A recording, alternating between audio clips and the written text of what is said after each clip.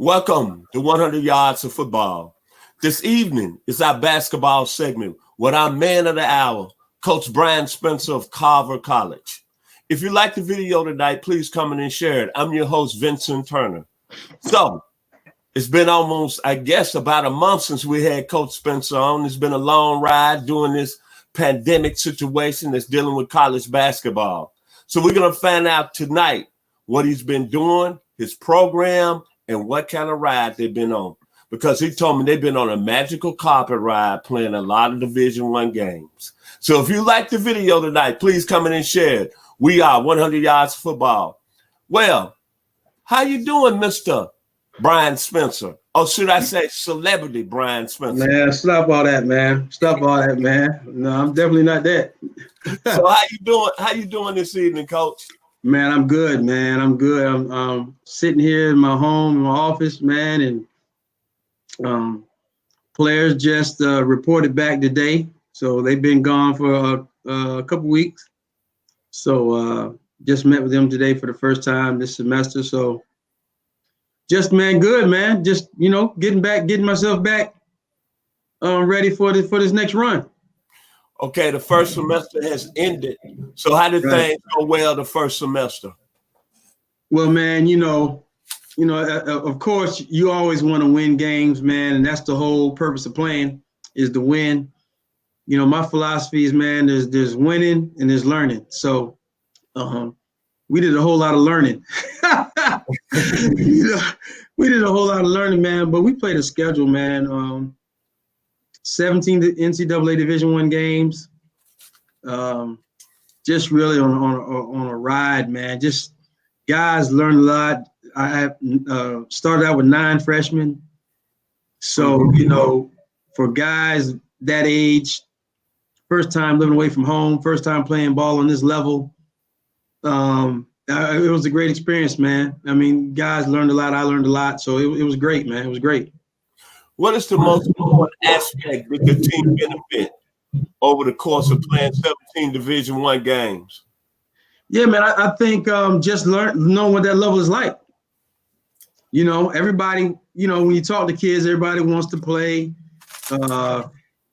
D1. Everybody wants to go play professionally. Well, here's your opportunity to prove that, you can do that. You can play on that level. And, so they got the opportunity, and most freshmen don't play. That's the big deal. Most freshmen don't play. A lot of freshmen are redshirted. So with this year, not counting against the eligibility, got to get some guys some great experience against high level competition, and it's not going to count against their eligibility. So it was invaluable, man. I think the best thing they got was just knowing what it takes to play this level, like the speed of the game, the physicality of the game. Mm-hmm. It's just a whole other level. What individuals stood out that you came away impressed based on the experience on the team? That's a good question. I wouldn't say any one person in particular stood out. I saw a lot of different things and a lot of different individuals. I saw some guys that show that, they're competitors. They're willing to fight and compete. I saw that, in several guys. If I had to mention anybody, though, I would mention a point guard, Glenn Sims. He just showed a toughness, man. He got his nose fractured. He's got a concussion. He's hurt his knee. I mean, he's been beat up, man, but he doesn't want to miss practice. He doesn't want to miss no games. Like he showed a grit and a determination that I like to see, especially in the guy that's going to lead your team, man. So he's kind of, if I had to pick one guy, I would say it's him, because he just kind of showed the grit and determination that it takes to be successful on this level. Well, I say this. In terms of what your program did the first semester, I'm very proud that you're on with me tonight. I'm very proud of Carver College and the young man, because a lot of people don't know that you played 17 games over the course of 2 to 3 weeks, and you traveled to states like let me get this correct, South Carolina, Florida, Louisiana, Georgia, and it was some nights that you played back to back like an NBA team. And for those young men, with you having 9 freshmen, I think that says a lot for them to even be able to endure the grind, be able to maintain these studies. So first and foremost, me, Vincent Turner, 100 Yards Football, I'd like to say thank you and God bless, because there are a lot of people cannot do that. A lot of coaches can't do that. A lot of programs can't do that. They don't know what really went behind the scenes of schools calling you every day. And I want you to elaborate on that. Just be honest what that scene was 2 weeks ago. Oh, man, it was hectic, man. You know, it was hectic, man. My schedule literally was changing daily, sometimes hourly, because schools were losing games because of the COVID situation. We lost our first 5 games of the season because of COVID. And that really hurt us, man, because we didn't get the opportunity to practice. We had to quarantine for 14 days. And with freshmen, you know, that's tough. You know, they need that practice. And but just dealing with, we actually had got a call from University of Georgia. We had an opportunity almost to play them. So I was getting calls from everybody, man. And fortunately for us, we were able to do the testing. So that's what enabled us to be able to play these games. A lot of schools weren't able to do the testing. We were. And so just have the opportunity for my guys, man, to play on ESPN 17 times. You know, they love that exposure, the opportunity of their families to be able to watch them, because nobody was really allowing spectators too tough. And so they got to tell their people, you know, they're going to be on ESPN. And so it was a great experience, man. Played in some great arenas against some good coaches, some quality players. You know, it was hectic. It was tough. Like I said, the schedule was changing daily, man. You know, just daily but what it did though, man, is it allowed me to have conversations with coaches, you know, about our program. And, you know, I think we're forming some relationships that we'll be able to play a lot of these teams again next year. Now, I'm gonna come with you with a question from a fan standpoint. What 3 schools on top of your list gave you the most, I want to say, they welcome you with open arms and made you feel comfortable? Give me the 3 top schools over the 2 weeks that you played 17 Division I games. Yeah, the top 3. I would say number 1 would, well, from the bottom, I would say 3 was probably Troy. You know, Mike Worley down there at Troy, man, me and him have a good relationship. This is our 3rd year in a row playing them. He always takes care of us, man. And, you know, so we enjoy going to play them. The second one I would probably say would be maybe Stetson, maybe, you know, Stetson, Jacksonville State, North Alabama. They kind of all tie for that second spot, maybe. But number 1, without question, man, without question, was Liberty. Mm-hmm. Liberty, man. I you know, they're like the Chick-fil-A of college basketball. You ask me, man. It was just the way the security guards, the on-site personnel, the scorekeeper, everybody, the coach. I mean, it was just like Chick-fil-A, man. Like, hey, how you doing? You know, welcome to, you know, that's what it was crazy, man. It was, and they got a brand new $65 million arena. You know, our players felt like they was playing in the NBA, walking out the tunnel, up the carpet, and just, it was ridiculous, man. It was ridiculous. It was a great experience, man. Great people. And so they really, Liberty without question was hand down the most gracious. Okay, what this is the second semester looks like from a schedule standpoint. Tell us what games you got coming up and the outlook for the rest of the season. Yeah, second semester, man. We had my man Bo Bivens. He's the interim head coach over at Clark, and so we was gonna get the opportunity to play them this Saturday, man. But you know, the SIAC shut down until March, I believe it is. So we're not gonna get to play them. But we have we got about 10 games, over the next 6 weeks. And because we're only allowed 30. So we got 10 games over the next 6 weeks. We got 2 or 3 more Division I games against Nichols State. Then we're going to play Stetson again, and then possibly UAB be our third one. So other than that, we're going to play some Division II schools, play Miles, and some NCCAA schools like Piedmont International, like I said. So, and we play Talladega as well, NAIA. So we got a pretty. It's not as tough schedule. 1 or 2 games a week max. So we'll get a lot more practice time in and should be able to, show some improvement. Okay. One trip that you didn't mention, are y'all going to go over to the waters to the beautiful island of St. Thomas, VI, the Virgin Islands this year? Oh man, we're not going to, they shut down. They shut it down for the year. Okay. They shut it down for the year, man. And my guy just got the job over there, Alonzo Duncan. He got the head coaching job over there. So I was definitely looking forward to get back over there, man. My wife said we hadn't been there 20 minutes. She's ready to move, man. She was like, let it go. I was like, man, yes, I definitely want to get back over there, man. But man, listen, I'm on a fairy tale ride, man. Some of the places I've been, things we've done. Amen. So we blessed over here, man.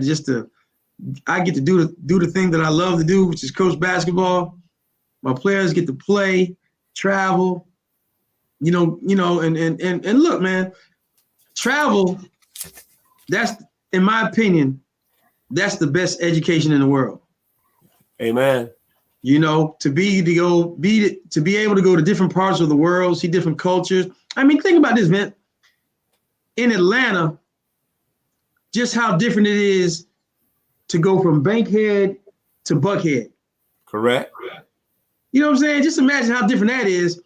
And then to go to different states, different countries, come on, man. Like, so yeah, man. So we fortunate, man, just to do what we do, man. I love it. I'm just appreciative of the opportunity I've been given at Carver. Okay, final question of the evening. In terms of recruiting, man, what the recruiting scale looks like and what type of players you're going to bring in to help Carver grow to another level. Yeah, man, I'm getting so many calls and text messages and emails now from coaches and high school coaches and JUCO coaches, because they're trying to put their players in the best situation. And, over the last, the 5 years prior to me taking over the job, didn't play any D1 games at all. And so, that was a priority for me. In the first year, we played 3 D1 games. The second year, we played 5 D1 games. Last year, we played 6. And this year, we played 17, probably going to finish at 20. People are seeing, that, hey, they're playing a schedule over there. And so the type of talent that we're recruiting is getting better. And this is what I look for. But I'm be honest with you, I have some certain things that I'm looking for, man. We're a Bible college, man, and we're big on that, man. So we want guys that, don't mind exploring their spirituality, and don't mind reading the Bible, and talking about the Bible, and exploring that relationship with God. We're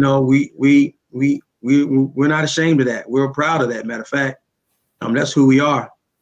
So that's a priority, man. And we're not asking you to be Jesus Christ, but but be willing to just explore that, that part of your life, and then, man, great students, man.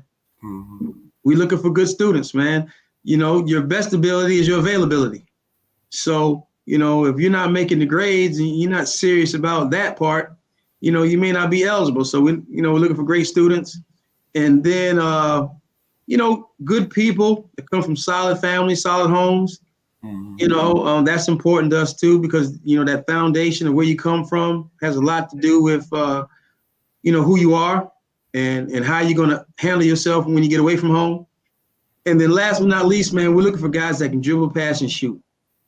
Like, I want well-skilled basketball players that can do multiple things, man. We want everybody on the team to be able to handle the ball. Everybody to be able to shoot the ball, everybody be able to pass the ball, so that everybody's a threat, and you got to guard everybody. So I think we're getting closer. We're getting closer.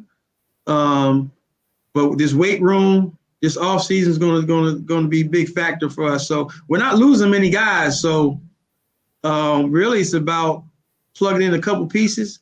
So if I get a couple wing guys with some size, 6'8", 6'7" around there, that can play 2-3 different positions, handle the ball, defend all over the court. Plug those guys in with the guys that we already have coming back, and just for us to get a little more physical, get stronger in the weight room, having this year under our belt where we've learned a lot about the game, and understand the mental aspect of the game, how to prepare, and then just basketball IQ, man. We're looking for guys with a high basketball IQ, so we're developing that, man. And we're heading in the right direction for sure. Okay, my final question. Well, I have two, but my final question, I got another question dealing with another sport. But my final question, really seriously, how have you grown as a coach, a person, and an individual representing the community over the last couple of weeks? Yourself personally, how have you grown? Yeah, man, that's a great. Did I pay you to ask me that? That's a great question, man. Man, that because you know what I mean? Like, I can't even begin to tell you how hectic the schedule was.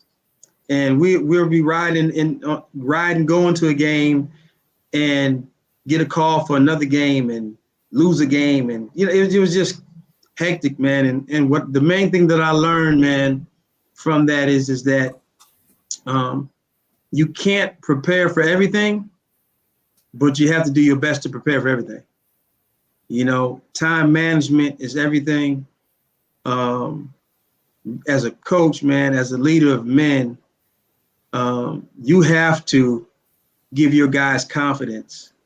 And the best way for them to have confidence in you is in your preparation, And so, I'm a X's and O's guy. I love X's and O's. But the management side of this business, the business side of this, and the scheduling and all of that, man, and handling interviews and all that, just all that other stuff that's not really basketball related, how to handle that and to manage that and not lose focus of the main thing, which is preparing your guys to be successful on and off the court. So just it's helped me mature, man. It's really helped me mature. Even though we're a real small school, we're still part of a multi-billion-dollar industry. You know what I mean? That's what we're involved in. And I got a taste of that.